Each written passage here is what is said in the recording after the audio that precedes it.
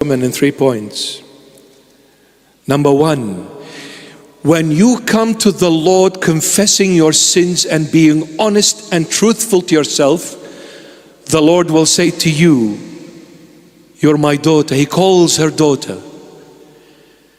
And to you, my son, He will say to you, "My son." In other words, the Lord will declare that He is your dad when you are honest to yourself. And dad is not a stranger. No one can say, "I don't know who my dad is." Dad is not a stranger. When you come and confess your sins, He will call you as He called this woman. He said, "Daughter, your faith has healed you." So since you're daughter, then I am father. Number one, when you confess your sins and being honest to yourself, God becomes dad. Number two,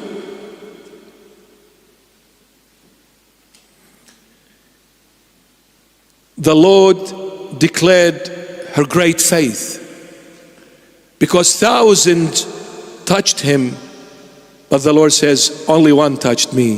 What a great faith you have, woman. You got my attention. Out of thousands crying and shouting, I heard one voice. Out of thousands touching and pressing me on, I felt one person only touching me. What a great faith you have. You see, what moves the Lord is faith. And faith you will never have until you are honest with yourself. Honest with yourself.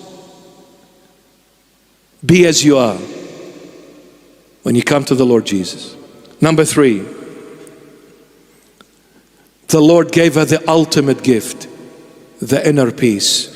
He says to her, "Go in peace." Read it. Go in peace. Number one, when you come and confess your sins and being honest to yourself, God will say, "You're my son, you're my daughter. I'm dad." Number two, He will be proud of your great faith that moved mountains. 12 years with physicians without prevail. A split moment, touching the border of the garment, healed on the spot. The Lord will be glorified through you. And He will say, "My child has great faith that he moved mountains." He made God stop. And He made God to release power from Him to heal that person. Great faith. The Lord, He will be proud of that faith. And number three, my beloved, He will give you that inner peace where no one can ever give.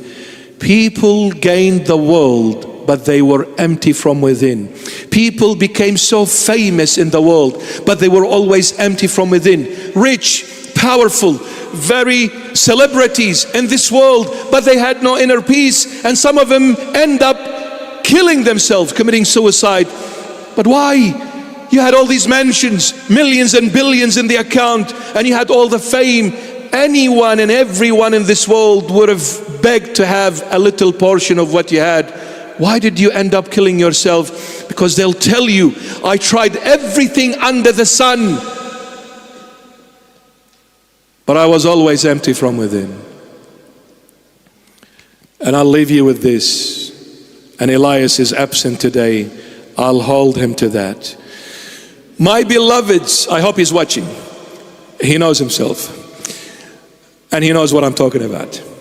My beloveds, every one of us, every single human being, when we close our eyes, what do we see? An endless space. Now we see something. We see a space. But this space, can you put limit to it? No. Can you put boundary to it? No. Can you see the beginning and the end of it? No. Endless space. Infinite space. Yet we are so minute piece of dust. But when we close our eyes, this piece of minute dust sees an endless infinite space. Why? Because God says, when you look inside of you, you will see this endless space that takes the endless God to fill. That inner peace, which is an endless space, takes that infinite, endless God to fill. God is saying, no one can give you inner peace except the infinite God. The infinite God came over 2,000 years ago, and his name is Jesus Christ of Nazareth forever. You need the Lord. My son, my daughter, you need the Lord. Who are you seeking in life? And what are you seeking in life? To have fun? To go out and dance? To drink? To take drugs? To gamble? To be with men and women? What are you seeking? What are you seeking? Wake up. Because this life can be taken before we blink our eyes. It's like a dream. We need to wake up. What are you seeking, my child? You want to have fun?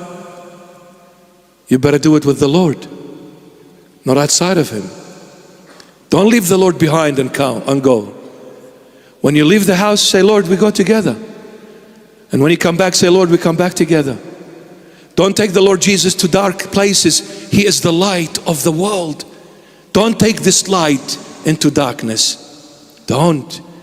But the only way you would take Him to a dark place, when you take Him in the sense of Him being glorified through you.